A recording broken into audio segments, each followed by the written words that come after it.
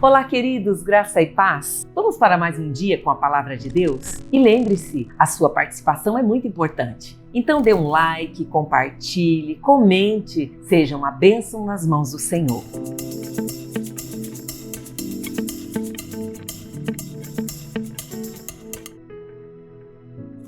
Vamos começar então em 2 Samuel, no capítulo 19, e com certeza esse foi um dos dias mais difíceis da vida de Davi, porque aqui vai estar falando de um sofrimento muito grande, porque Davi, ele teve que enfrentar, a morte do seu filho, lidar com esse luto, e podemos compreender o tamanho da dor que Davi estava sentindo de perder esse filho, e ao mesmo tempo, a atitude dos seus soldados que lutaram para defender o rei e arriscaram sua vida, e não estavam entendendo o que estava acontecendo com Davi. Nós vemos então um dos momentos mais difíceis para manter a unidade da nação de Israel. Sabe, queridos, tem dores que somente o coração conhece. Era o filho, mesmo fazendo maldade, mesmo o filho tentou usurpar o rei, tirar o reinado, mesmo tentando usurpar o trono, levar a nação à guerra, era o seu filho. E aqui nós vemos então no versículo 8, Joabe, quando vê o rei prostrado, o rei lamentando, ele vai chamar a atenção do rei. E ele vai dizer assim, então, versículo 5. Então Joabe entrou no palácio e foi falar com o rei.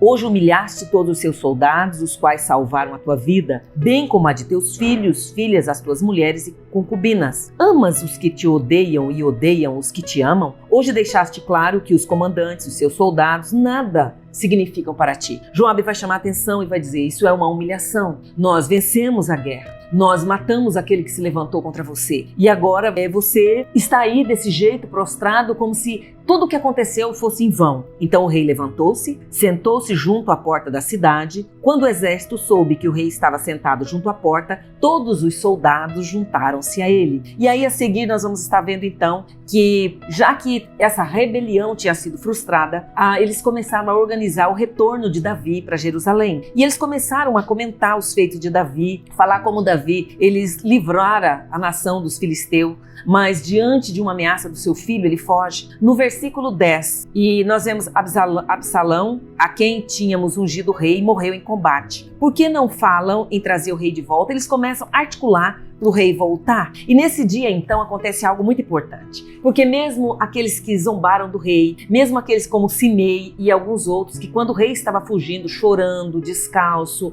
desesperado, fugindo do filho, para não enfrentar uma guerra, para não ter derramamento de sangue, Simei, ele amaldiçoa, ele joga pedra, não tem nem um mínimo de respeito, nem com a dor, nem com a figura do rei. Mas agora, olha só o que acontece. Simei, ele é um daqueles que ele se junta com os homens e eles vão também ajudar Davi a retornar. Ele vai dizer, Simei, filho de Gera, Benjamim de Baurim, foi depressa com os homens de Judá para encontrar-se com o rei Davi. Ele foi depressa para ajudar a atravessar o Jordão. E aí, mesmo começando alguns conflitos novamente, Davi vai tecendo diálogo. E esses diálogos baseados no perdão, buscando restabelecer a paz da nação. No versículo 40, a palavra diz assim, o rei seguiu para Gilgal e com ele foi Quimã. Todo o exército de Judá e a metade do exército de Israel acompanharam o rei. E aí acontece algo aqui, começa um novo conflito. Porque os homens de Israel chegaram para o rei para reclamar. E olha o que eles disseram. Porque os nossos irmãos, os de Judá, sequestraram o rei, levaram para o outro lado do Jordão, como também a família dele e todos os seus homens. Isso gera um conflito que mais tarde vai se agravar. Mas agora vamos para Daniel, no capítulo 12,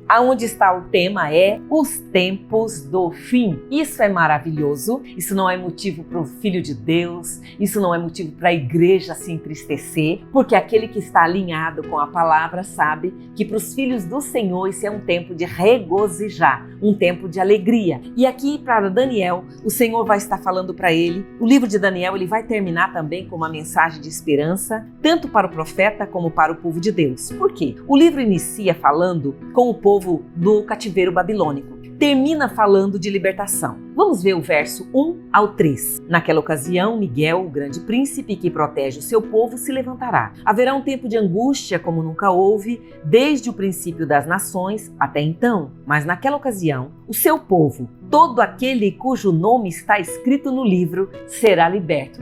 Eu vou ler novamente. Mas naquela ocasião, o seu povo, todo aquele cujo nome está escrito no livro será liberto. Multidões que dormem no pó da terra acordarão, uns para a vida eterna, outros para a vergonha e desprezo eterno. Agora, observe, aqueles que são sábios reluzirão como fulgor no céu. Aqueles que conduzem muitos à justiça serão como as estrelas para todo o sempre. Olha que coisa maravilhosa o Senhor está falando, o Senhor está dando uma esperança de algo que iria acontecer. No verso 4, o Senhor está falando, mas você, Daniel, feche com o selo as palavras do livro até o tempo do fim. Muitos irão por todo lado em busca de maior conhecimento. Sabe, Daniel, ele vai selar essa palavra que ele não compreende completamente, e aí ele continua tendo visões, e a palavra vai dizer, o versículo 5. Daniel olhou e viu diante dele 2 outros anjos à margem do rio. Um estava de um lado e o outro do outro lado. E ele faz uma pergunta: quanto tempo decorrerá antes que se cumpram essas coisas extraordinárias? Quanto tempo vai acontecer? Daqui a quantos anos, como eu e você ficamos curiosos e querendo saber, Daniel também. E aí o Senhor vai estar falando para ele de algo que iria acontecer, mas ele vai dizer, Senhor, meu Senhor, versículo 8, eu não compreendi. Por isso perguntei, meu Senhor, qual será o resultado disso? Meu Senhor, eu não estou entendendo. E aí sim o Senhor vai dizer, Daniel, as palavras estão seladas, lacradas. Daniel, essa palavra você vai estar escrevendo agora. Você vai estar anotando, mas não é para você. Essa palavra é para a próxima geração. Essa palavra vai ser daqui muitos anos, daqui muito tempo. Mas uma coisa eu quero te falar nesse dia, meu querido. Você tem uma esperança? Você tem esperança no dia da morte, no dia de que um dia vai fechar os olhos, mas que um dia todos aqueles que tiver o nome escrito no livro, ao ouvir a voz do Senhor, vão se levantar? Você tem essa esperança na sua vida? A palavra de Deus vai dizer lá em Colossenses, no capítulo 1 e o versículo 27, que aquilo que é o segredo do Senhor, aquilo que os sacerdotes, os profetas, tantos quiseram descobrir, tantos quiseram entender e não puderam entender, Colossenses 1, 27 vai estar falando, Cristo em vós, a esperança da glória. Eu tenho algo para falar para você, ainda tem tempo. Você quer ser um sábio? Você quer como brilhar? Você quer brilhar como as estrelas, sempre e eternamente? Ainda há tempo. As portas da graça ainda estão abertas. Venha servir ao Senhor, porque tem bênção para a sua vida. Vamos agora para Marcos. Marcos no capítulo 8, e nós vamos estar lendo do versículo 1 ao 21. E Marcos é um capítulo lindo, porque logo no versículo 1 o tema é a segunda multiplicação de pães. Então nós temos aqui vários tópicos diferentes. Vai falar da segunda multiplicação de pães, vemos o cuidado de Jesus com pessoas ao seu redor. Porque aqui no verso 2 o Senhor vai dizer, tenho compaixão dessa multidão, já faz 3 dias que eles estão comigo e nada têm para comer. Se eu os mandar para casa com fome, vão desfalecer no caminho, porque alguns deles vieram de longe. Olha o cuidado, o amor do Senhor, falando para aqueles discípulos. E os discípulos, ele vai dizer, olha, o lugar está deserto, poderia alguém conseguir pão suficiente? Onde nós vamos conseguir? Versículo 5. Quantos pães vocês têm? Perguntou Jesus. 7, respondeu ele. Então ele ordena que aquela multidão se assente e depois ele toma os 7 pães e começa e agradeceu.